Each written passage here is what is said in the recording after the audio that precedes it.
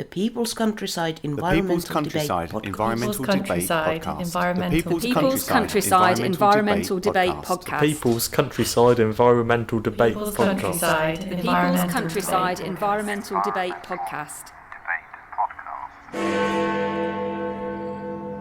Value is in living and not living to prove the value of our life through social media. Man is having as big an impact, if not a bigger one, as the meteor that killed the non-avian dinosaurs. Can we fathom the size of that problem?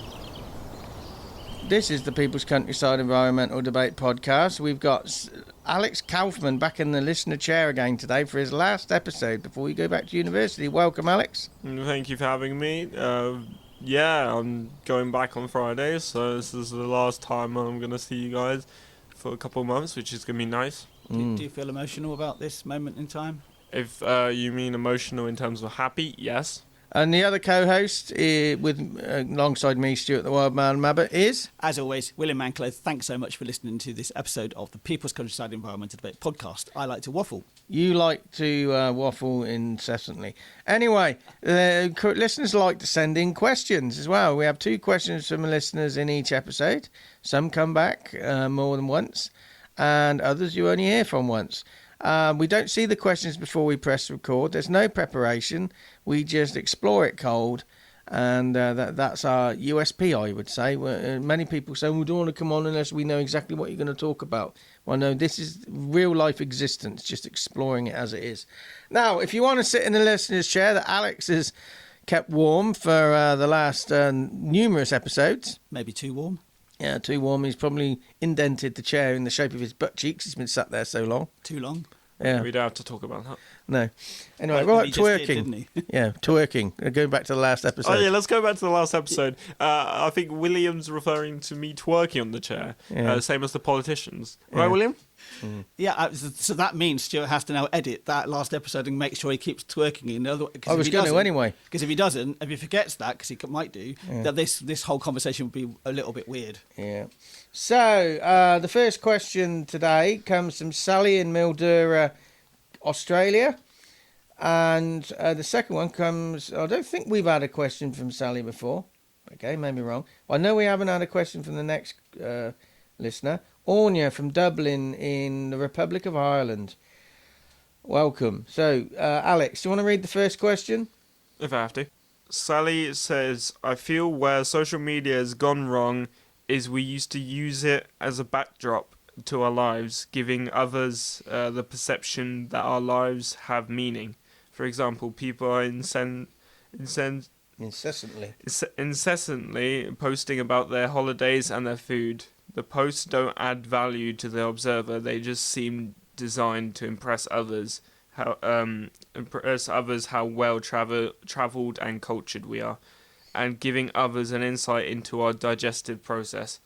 I'm not sure where it went wrong, but the value is in living and not living to prove the value of our life through social media. Remember, William, you once said that you can engineer your life so it looks good on social media. So you think, what can I do, and then plan your pictures beforehand instead of just living your life. Was that a personal experience? Is that a mistake you made with social media? No, it's just an observation. I would say most. I mean, this whole thing about Instagram, for example, taking one social media platform, is generally a lot of Instagram is people's highlights reel. You know, you actually you're filtering. You want to show the better side of who you are and that type of thing. And part of it could be to show off to other people, but I think it's also not liking to show the sort of the darker, unhappier side. I try my best when I do post on social media to actually have a point to what I'm posting. Maybe encouraging somebody to do something, or giving options for something else. Or if I'm on holiday, I'll just post something and say, look, here, this is a really lovely place. You should maybe come and try and visit yourself because it's really for this reason. But what motivates you to post about that point? If you've found a point, you think, okay, I can post about this. But what is really motivating you to post about that point? Well, my post frequency is much lower than it used to be purely based upon the whole argument that Sally's bringing up here is that it's not really bringing any value to anybody. So when I do post, I do try and think about value. I'm more likely now to share photographs and videos and that type of thing with my friends who are interested in where we are, for example. So my wife and I do quite a bit of travel. So yeah. As a young person, someone from Gen Z, I don't post. So Yeah, but is that because your life's boring? No, it's because I think a lot of the people who do post are just ignorant people who do it for attention, which they are. I mean, most of the people I see on my Instagram feed, when I do look, which is rarely, is just attention-seeking posts. Like, oh, I did this, I did that. If people really cared, then they would, go to those places. They're not going to go to those places because they don't care. They just live their life through social media. I need to draw down to a conversation that Alex and I had off air a few weeks ago, maybe a couple of weeks ago. And Alex, you specifically said, this one particular YouTuber had like 130 subscribers, and they had one video go viral, and they got, 15,000 subscribers. Isn't that just playing into that exact thing that you just said there? Yes, but, okay, so 2 points there. Number one, what are we counting as social media? Because some people don't necessarily count YouTube as social media. And number two, if we are counting it as social media, the whole point of YouTube is to promote yourself. It's different. Instagram is more you're showing off your life to others. You don't have to show off your life on YouTube or any of that kind of stuff. For example, I've got 2 Instagram accounts. Well, I've got a few others, but That's showing off. No, The one you use for trolling.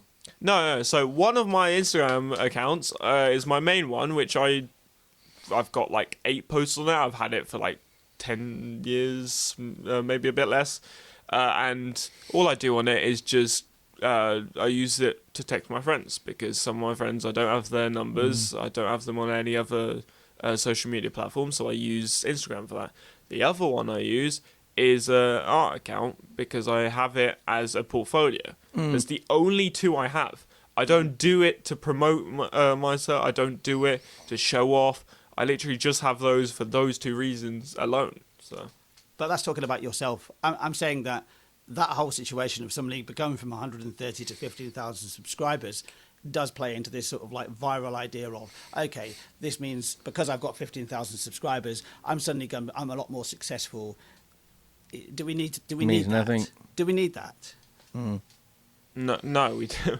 We definitely don't need that. But then again, comparing social media, depends what we're talking about here. If we're talking about social media in general, then yeah. But at the same time, if we're talking about social media in terms of like Instagram and Snapchat, where most of the people who do see your account are your friends, you're not going to get popular from your friends. You're just showing off to them. You're just posting about the stuff, your experiences, to popularize yourself in your group and stuff. Whereas something like YouTube or TikTok, you get your content gets spread to people you've never met before, and therefore you're more like creating a brand rather than just showing off yourself. You don't have to show pictures of yourself, your travels, and your food. You can just do some gaming content, for example. So I'd say it's different in that sense. You're sharing something that has Could be seen as a tutorial. A tutorial, that's a good idea, yes. But you're sharing something that is important and interesting to yourself, so it's very likely to be interesting to somebody else, right? I'm going to sort of flip what Sally has said in her question. I'll just read out what it says here. The posts don't add value to the observer. So, when it comes to an action, I would say, when you do social media, any sort of posts, think about the value to the person who's looking at it. Don't just become part of the background noise, the brain rot, as it's called, right? Just give something from your own point of view. Yeah, if you're on holiday, post something interesting. Say, I've just been to this restaurant and it was good for this reason, and I think you should go there because of this reason, for example. Give some value to the observer. My involvement with social media, I mean, I think it all came out of things like Friends Reunited, really. And then you had MySpace, and then Facebook happened. I remember I was sat doing some gardening, and this Polish guy was working for me, and he said, this thing called Facebook's just took off. It was 2007. So I signed up, opened an account, and then a day later I just closed it because I understood what it was. But then I actually sort of started social media probably in 2012. And then last year, April time, 2024, I just stopped, pretty much came off social media. So that's about 12 years. And throughout that, I led me along the lines of, well, what does this mean? Well, what's the meaning of any of this? And, to start with, it was meeting up with old school people. And then I realised, actually, there was a reason I'd lost touch with them. And I met up with them and I thought, yeah, okay, we've got nothing in common. You can fuck off now. I've met you. But Alex has been working with us through the summer. We've set up, William, the Disabled Countryside Access CIC. And Alex has been doing some social media, a lot of social media, and so's various interns with us from Oxford University. Posting some social media, not necessarily to gain an audience, but grant funders are first thing they're going to do is look at us on social media. So we're going to answer some of their questions. And I always say to Alex, what's the problem, what's the solution, and what's the benefit of that solution? Try and get that across in the posts. But I think it's Sally. She's talking more about individuals using it to give the perception that their life has meaning. What comes after social media to give our lives meaning? Do our lives really have any meaning? Yeah, but what? Yeah, is any of this real? Are we going back to Destiny? Yeah. He's thinking about Destiny again. Oh my god. No, social media is literally just it's Barbie. It's a plastic world. It's not reality. What comes next? I thought we were going to go into Aqua then for a second. Go on. Twerking again. No, I'm not the one who was talking about twerking. Yeah. Let's get that straight here. William was the one talking about politicians twerking, right? Listen to the last episode. Exactly, if you want to find out more. And that's if Stuart's actually left it in. He's remembered to do that. Okay, so answer the question. What comes after social media? Well, the police. Yeah, the police went there. Social media is...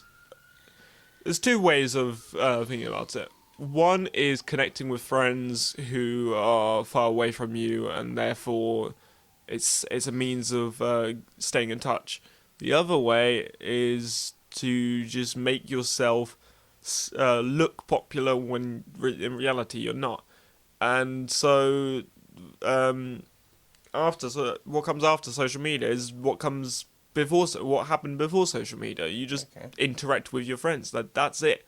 Like, you can post and whatever, but the reality of the situation is it's not going to change anything. You're just going to hang out with your friends at the end of the day. It doesn't affect your life.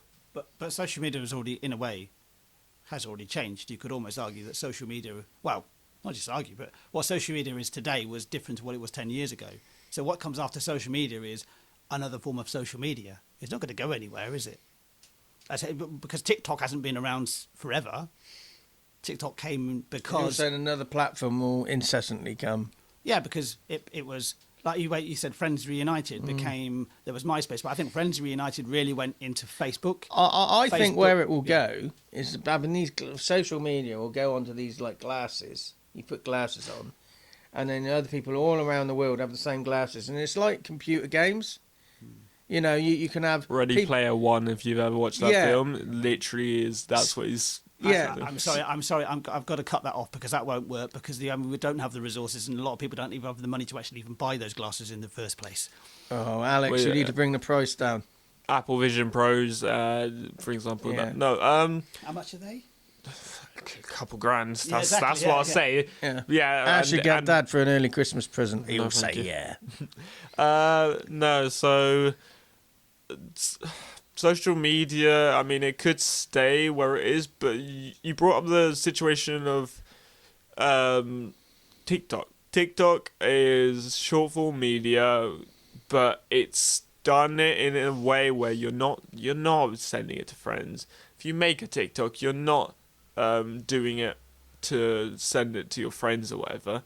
You're doing it to just send it out there to random strangers on the internet, and that's less of what Sally was on about how you're promoting your food and all this.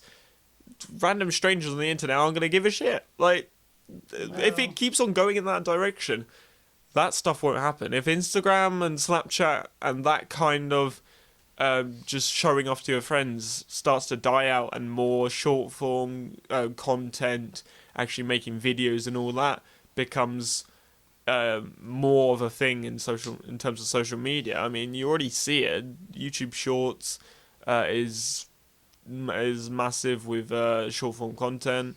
Same with Instagram Reels.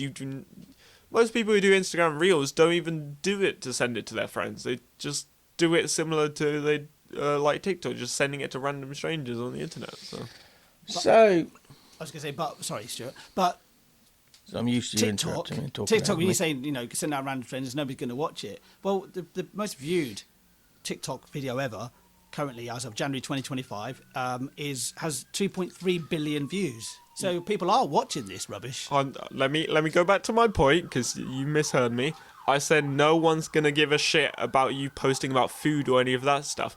That video he's on about, Zach King's video, I've watched it. It's him making an illusion with a hoverboard. That's nothing to do with food or holidays or anything. It's content. Yes. It's content. That's the whole point. Yeah. Random strangers on the internet care about content, funny videos, get edits, all this kind of stuff. Nothing to do with personal life, and therefore that's what it could turn into, and social media could develop in that sense. Environmental action, Alex, off the back of this. Off the back of this, forget social media. It's not your life. Your life is in front of you. You don't need to be like Barbie in a plastic world. Just take off your Apple Vision Pros or whatever. No, I'm joking. Yeah, just experience life as it is. Sometimes what I do if I go on holiday is I take pictures as memories, not to send to people, but just so I can look back on them as memories of what I've actually gone on. Last holiday I went on with my friends. I made a video of all the collection of photos that we got, and I just sent it to the friends I went with, not anyone else. And so it's literally just a memory of your experiences in life, not as something to show off, really. My action here would be, think of environmental action. If you're going to use social media for environmental purposes, think about why you are actually motivated to post this thing today. Just question yourself. William, environmental action. And not about twerking this time. Yeah. I really can't think of an action for myself. I think I liked Alex. I'm going to just back up what Alex said. Okay.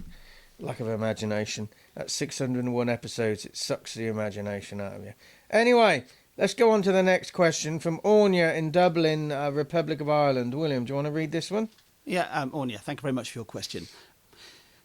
Man is having as big an impact, if not a bigger one, as the meteor that killed the non-avian dinosaurs. Can we fathom the size of that problem?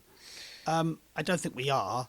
I think it's a little bit over the top, but Aine, you're over the top. I think so. Yeah, because it literally just wiped out pretty much like 90% of life. I don't think we're doing that right now, but we are having a massive impact, I would say. What jumps out at me is the fact that she's recognised that only the non-avian dinosaurs died out, because the flying ones did survive that.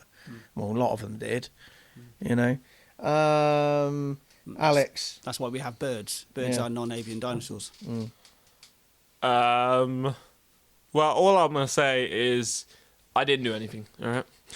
Not my problem. Yeah, exactly. It's the benefits office. No, I mean, you could say that, but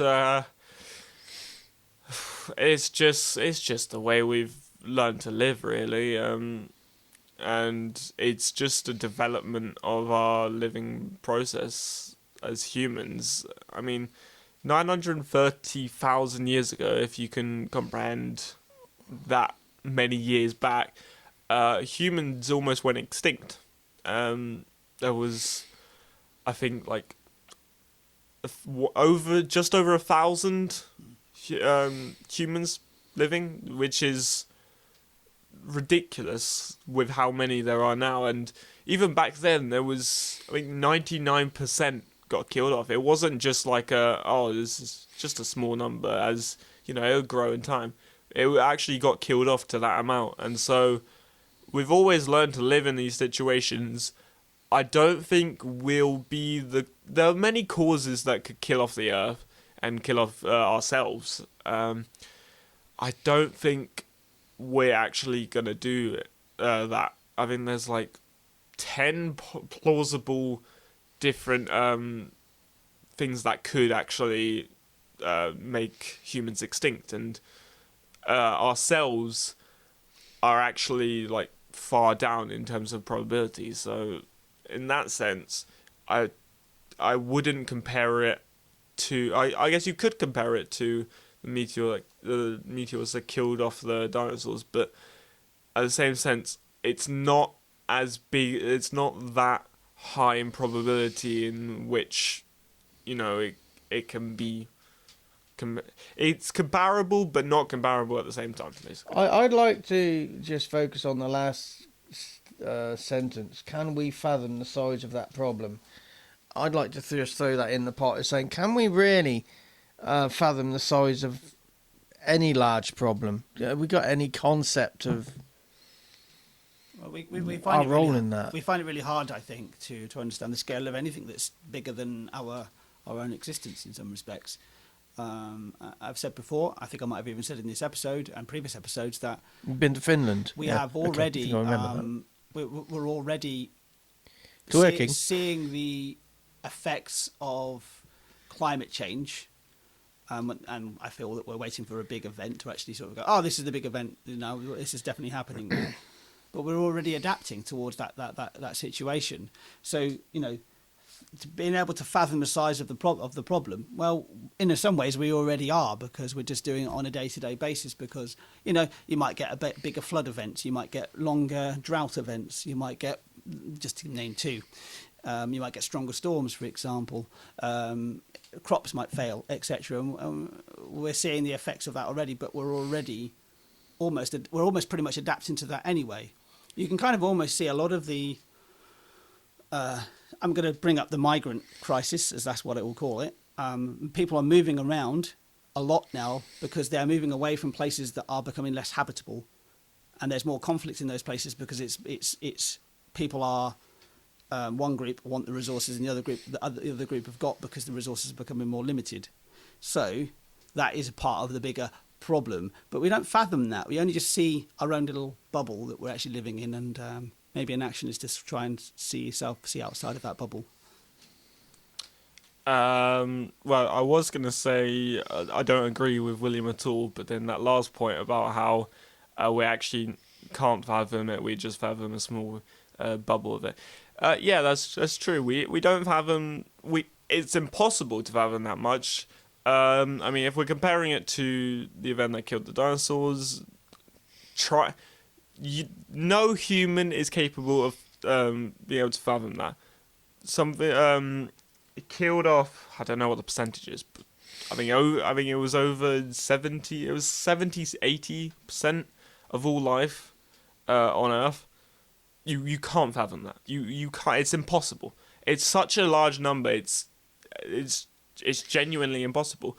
And so if we're comparing it to that with how climate change will act, it's going to be the same. It's impossible to fathom. Even if you scale it down to not even as high as that, just thinking, you can't really understand.